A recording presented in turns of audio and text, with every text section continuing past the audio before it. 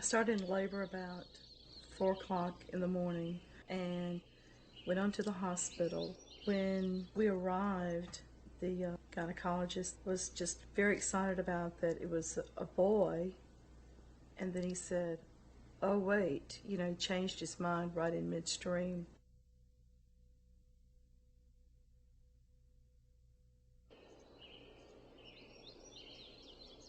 I was born in 1976 in Baton Rouge, Louisiana. They decided that their only option was to remove the unascended testes and remove the clitoris. Now, they removed the male reproductive organs first and then sent me home. And then about a year later, they removed the clitoris. Now, I don't remember any of this at all. I was a kid who was born with ambiguous genitalia. So issues about sexual identity and the science of sexology have been important in my life as long as I can recall.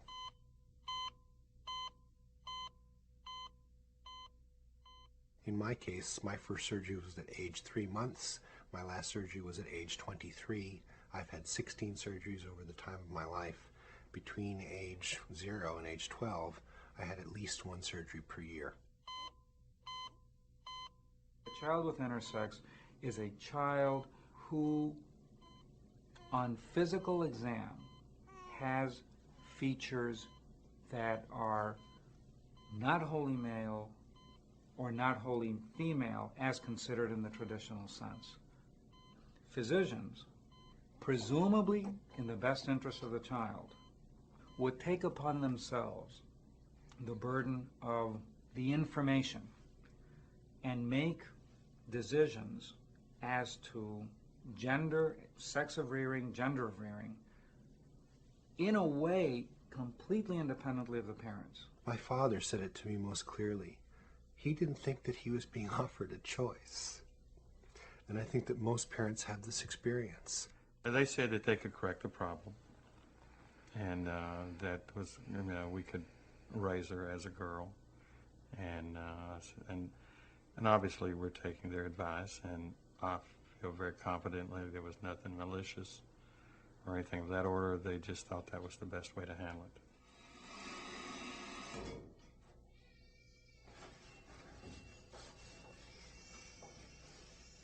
When you're a little kid and everybody goes on summer vacation, you come back to school after vacation and you're all supposed to tell about what you did on vacation.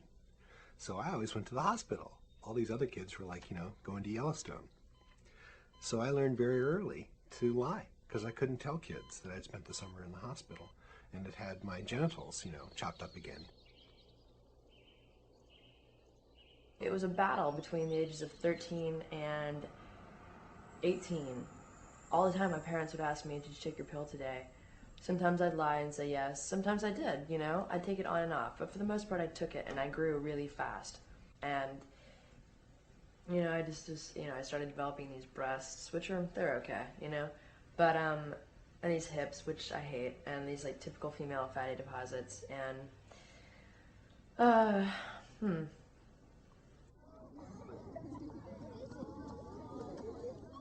I would go back to school and sometimes be maintaining this plastic tube coming out of my genitals for up to 6 weeks, draining a sack that I would have strapped to my leg underneath my jeans. I thought that they were trying to make me look more like a boy, and they were trying to make it so that I could stand to pee. Most kids who are hermaphroditic or born intersex like me tend to have a urinary meatus or a urinary opening someplace other than at the tip of the penis. And in my instance, it was at the base of the penis, or the base of what would have been a penis. The first couple of months that I was a messenger, I was in so much pain that I could hardly sit down on the seat. Because the vaginoplasty is so fucking disgusting and so barbaric. It's starting to come out.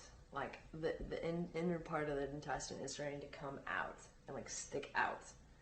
And I was told, right around 14 to 15, that I would probably have to wear a maxi pad for the rest of my life. I don't know if you've ever tried to ride a bike with a maxi pad. It does not work. It doesn't work. It gets all crumpled up or it moves or anything like that. And I am not about to stop every hour and check on this maxi pad. I'm just not gonna fucking do it. I'm not a girl, Stop treating me like I am. Every soccer game, every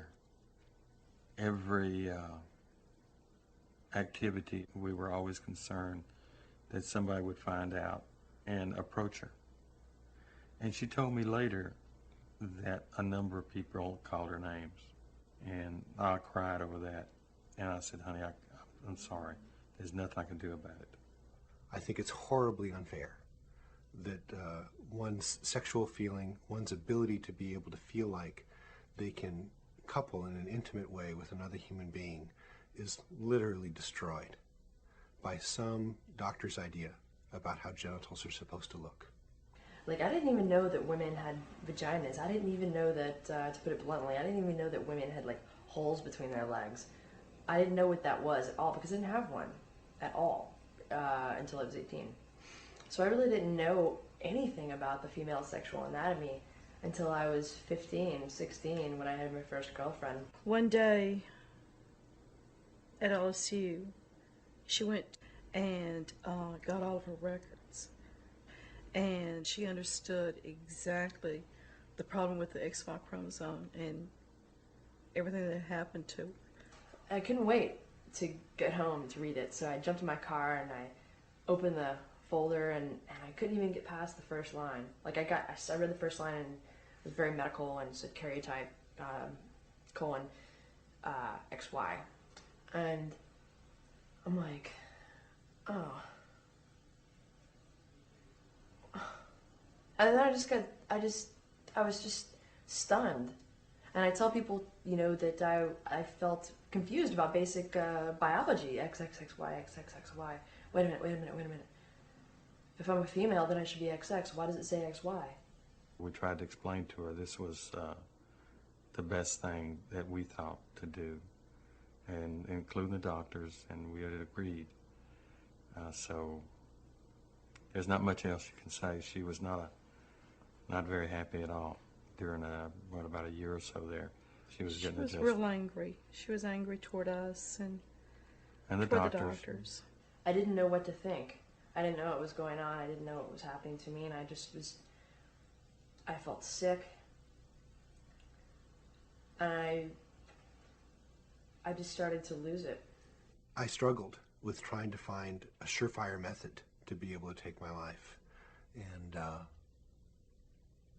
thought long and hard about something that would be fast and painless and that I couldn't make a mistake with, and settled on trying to throw myself in front of a car. I woke up the next morning in the bathroom on the floor with my arm wrapped around the toilet, and I was just like, oh, I feel like crap.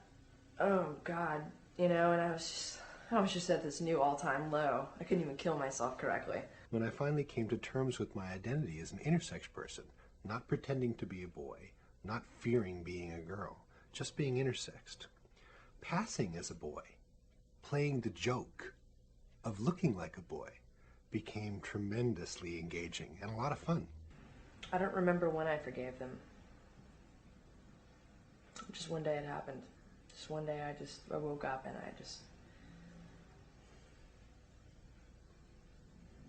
I felt at peace with them. And I realized that they love me very much.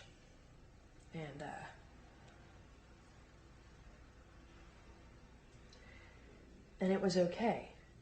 It was okay that they allowed this to happen to me. I don't know one intersex individual who is happy with the treatment they have received from the physicians that they have consulted with over the years. Not one. Not one. I've spoken to people internationally, more than 1,000 of them. I'm eager for the medical society to present these successful cases, because I can't find one.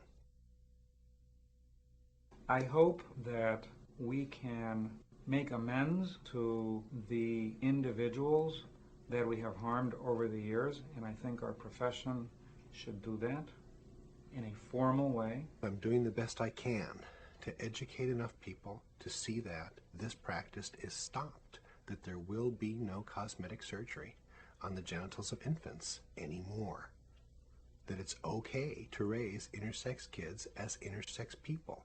And if they choose later to have a surgery, if they are given the chance to make the choice between the natural genitals they were born with and genitals that may look more like this or more like that, If they have the chance to do that, if I'd had the chance to do that, I wouldn't have gone through quite so horrible an adolescence, quite so difficult an identity formation as an adult. These surgeries are going to stop, you know? And if they stop within the next 5, 10, 15 years, and they will stop in my lifetime. They'll stop in my lifetime, and I'll get to talk to little hermaphrodites running around. I'll get to hold them in my arms. I'll get to tell them, you know,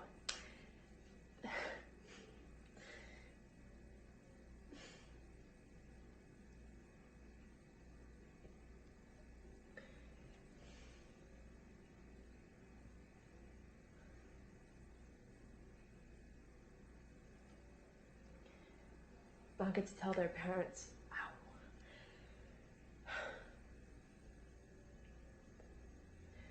how wonderful their children are.